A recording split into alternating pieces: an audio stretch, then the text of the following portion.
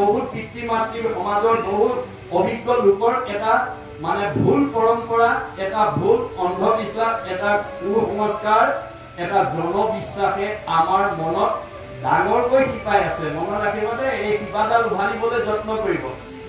কি আজি তাৰিখতো আমাৰ বহুত পিতৃ মাতৃ এটা মনৰ ভাৱনা আছে, মই যদি ল'ৰা ছোৱালী কেইটাক মাছ মাংস ডিম নোখোৱাওঁ, এহেঁতৰ গাত শক্তি কেনেকৈ হ'ব, মগজ কেনেকৈ হ'ব, পঢ়া শুনা কেনেকৈ কৰিব পাৰিব, সুস্বাস্থ্যৰ গৰাকী কেনেকৈ হ'ব।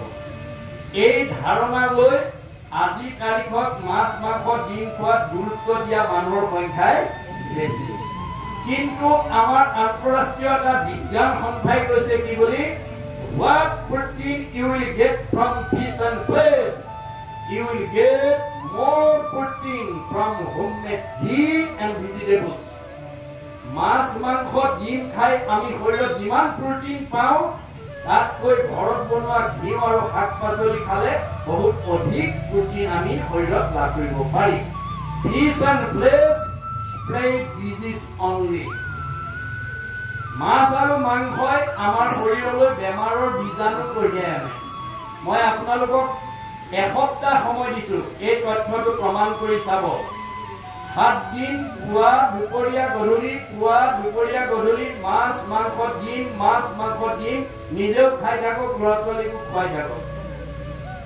এসপ্তাহৰ পিছত দেহৰ খবৰ লওক, গম পাই যাব গেছ, বদ হজম, বিষ ইত্যাদি ইত্যাদি। কিন্তু নিৰামিষ গোটেই বছৰ খাই থাকক, এইটো নহয়। প্ৰকৃতি জগতলৈ চালেও তাৰ উদাহৰণ পাওঁ।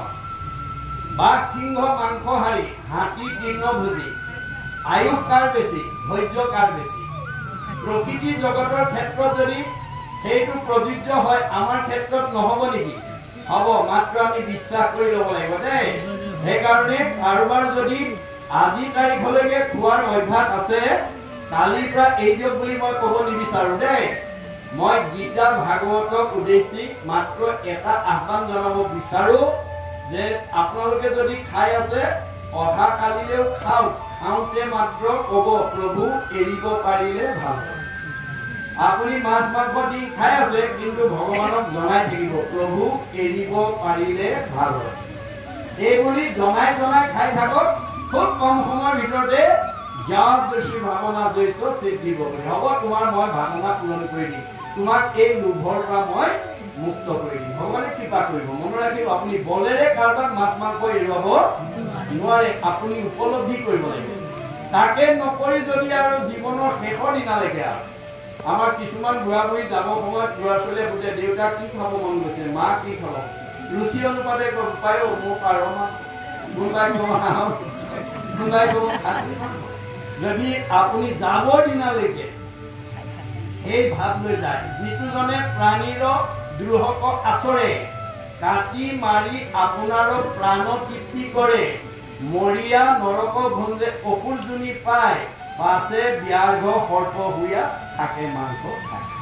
গীতাই কৈছে, যদি আপুনি যাবৰ দিনালৈকে যদি সেই হেঁপাহ এৰিব নোৱাৰিলে, ভগৱানে কয় তোমাক মানুহৰ জন্ম দিছিলো প্ৰাণী হিংসা নকৰি মোৰ ঠাইলৈ আহিবৰ কাৰণে, যত দেখা ভূত প্ৰাণী সবাহাকে বিষ্ণু মানি, হিংসা এৰি কৰা উপকাৰ। এই শিক্ষা দিছিলো, সমস্ত ভূততে মই আছো সৰ্বক্ষণে, ইহাংক অৱজ্ঞা আদি কৰে যিটো জনে, বেদমন্ত্ৰে প্ৰতিমাত কৰয় অৰ্চন, নোহে কিছু ফল মাত্ৰ সবে বিৰম্বন, পৰশৰী ৰতমুখ বিদ্বেষ কৰয়, যদি পূজে প্ৰভু তাৰ চিত্ত শান্ত নয়, প্ৰাণীক উপেক্ষা কৰি পূজে মূঢ়মতি, নোহে ফল কৰে যেন ভস্মত আহুতি, প্ৰাণীক নিন্দিয়া যিজনে মোক পূজয়, তাত মই তুষ্ট নহো জানিবা নিশ্চয়।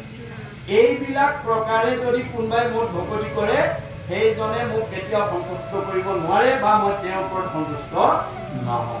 মাকে ক'লে, তেনেহ'লে বোপাই তুমি কেনেকৈ সন্তুষ্ট হ'বা?